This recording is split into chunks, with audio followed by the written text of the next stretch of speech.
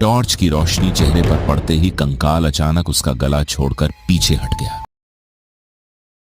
मैं शहर की एक मल्टीमीडिया कंपनी में काम करता हूँ। शहर में रहने की आदत मुझे नहीं है। कुछ दिनों से यहाँ आकर एक घर किराए पे लेकर रह रहा हूँ। मेरी पूरी जिंदगी गांव में गुजरी है, शहर से बहुत दूर, एक दुर्गम गांव में। अब मैं जा रहा हूँ शहर से करीब 128 किलोमीटर दूर, निश्चिंतीपुर गांव। उस गांव में ही मेरे मामा रहते हैं। आज जब ऑफिस में काम कर रहा था, तभी मामा के घर से फोन आया। फोन सुनते ही मैं हैरान रह गया। मामा की तबीयत बहुत खराब है।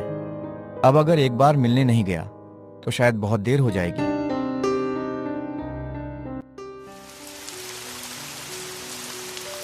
आज ऑफिस में ओवर ड्यूटी थी।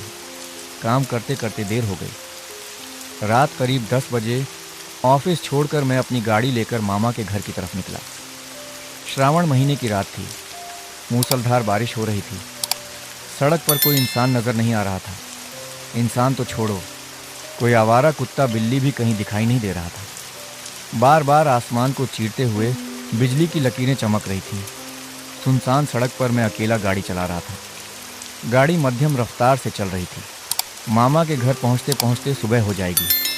अभी थोड़ा रास्ता शहर के अंदर है, उसके बाद सड़क हाईवे पर जा मिलेगी। गाड़ी की हेडलाइट की रोशनी में बारिश से भीगी तार कोल की सड़क चमक रही थी। थोड़ी देर और गाड़ी चलाने के बाद शहर की सड़क छोड़कर मैं हाईवे पर आ गया।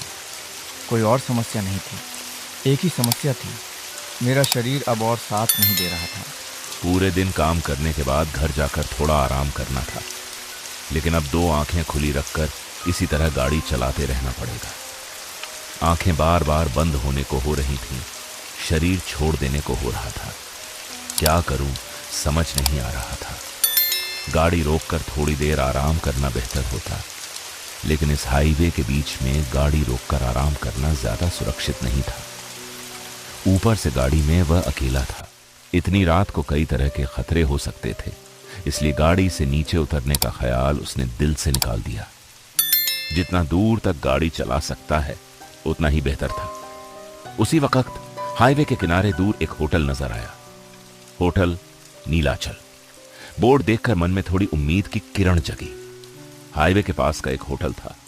यहीं रात गुजार कर सुबह होते ही मामा के घर के लिए निकल जाएगा, क्योंकि नींद में गाड़ी चलाने से एक्सीडेंट होना तय था। गाड़ी होटल के सामने रोक दी।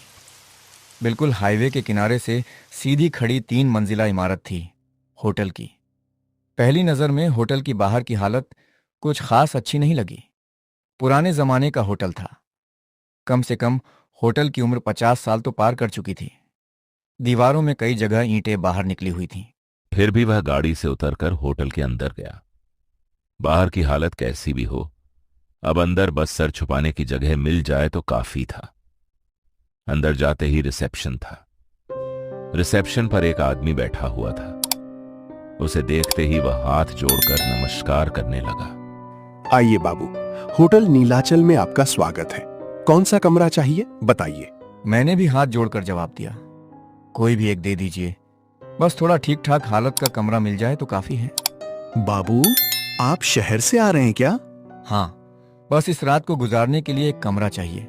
कल सुबह होते ही मैं चेकआउट करके चला जाऊंगा। तो बाबू, आप कमरा नंबर 108 की चाबी ले लीजिए।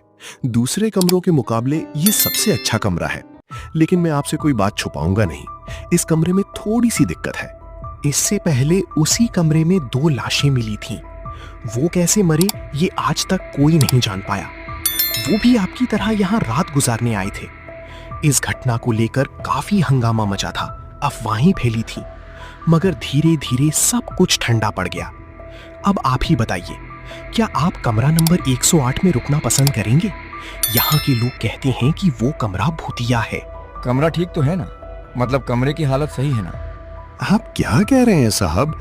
कमरा देखते ही आपको पसंद आ जाएगा। बहुत सुंदर कमरा है। तो वही कमरा मुझे दे दीजिए। मैं इतना भूत प्रेत में विश्वास नहीं करता। वैसे भी भूत के साथ एक रात गुजारने में मुझे कोई तकलीफ नहीं होगी। समझ गए ना? मैं उस कमरे में रहने के लिए राजी हूँ। देखिए साहब, बाद में मुझे कोई दोष मत दीजिएगा। मैंने आपको सब कुछ साफ साफ बता दिया है। नहीं नहीं, मैं आपको दोष क्यों दूंगा? मैं अपनी मर्जी से ही उस कमरे में रहना चाहता हूँ।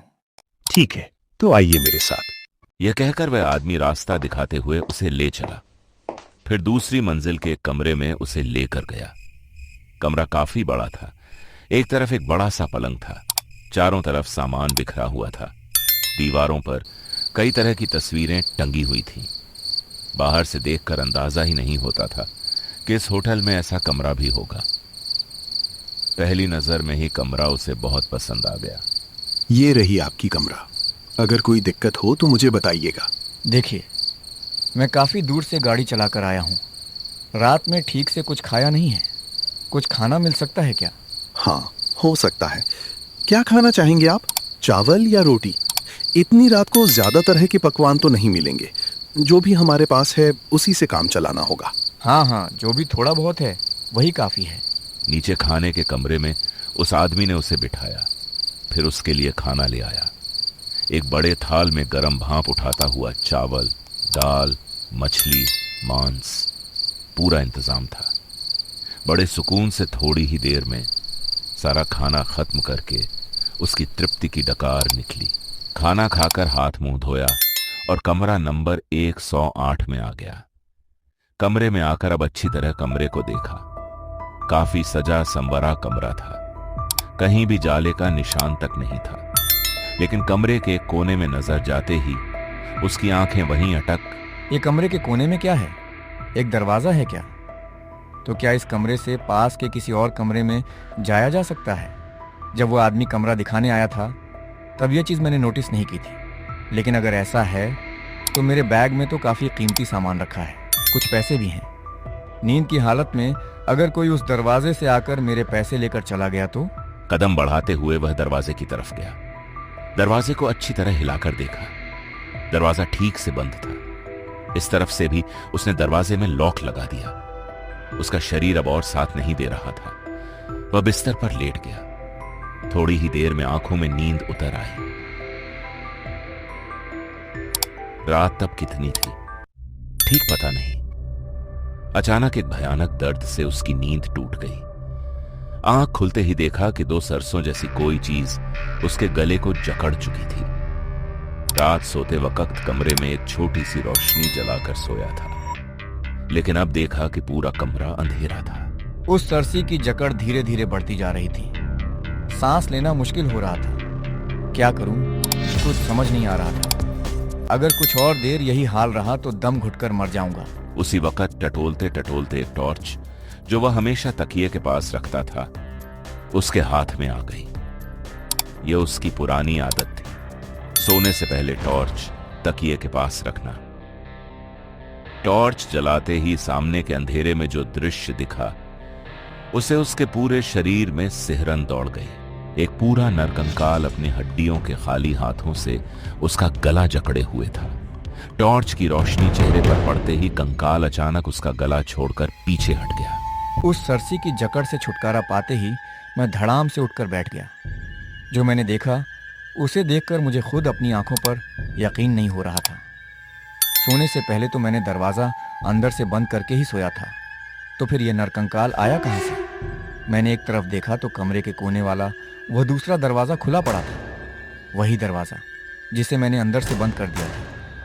शायद उसी रास्ते से वह अशरीरी नरकंकाल कमरे के अंदर आई थी।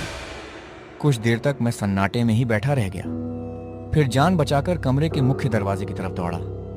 दरवाज़ा खोला और एक पल में बाहर निकल आया।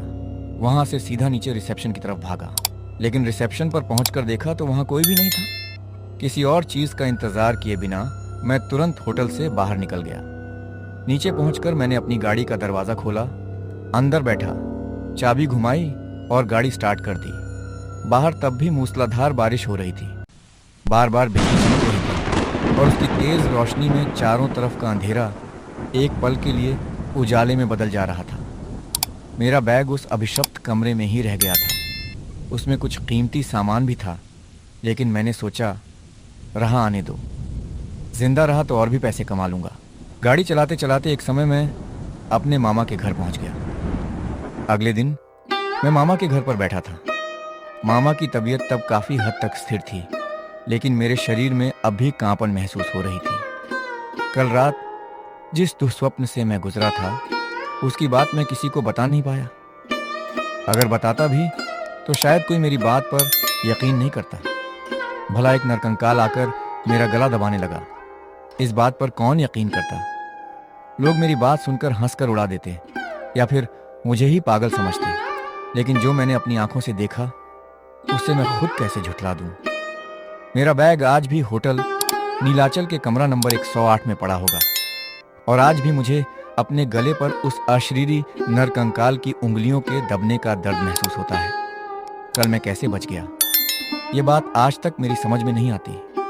शायद भगवान मुझ पर प्रसन्न थे, इसीलिए कल साक्षात मौत के सामने खड़ा होने के बावजूद मैं किसी तरह अपनी जान बचाकर वहां से निकल पाया।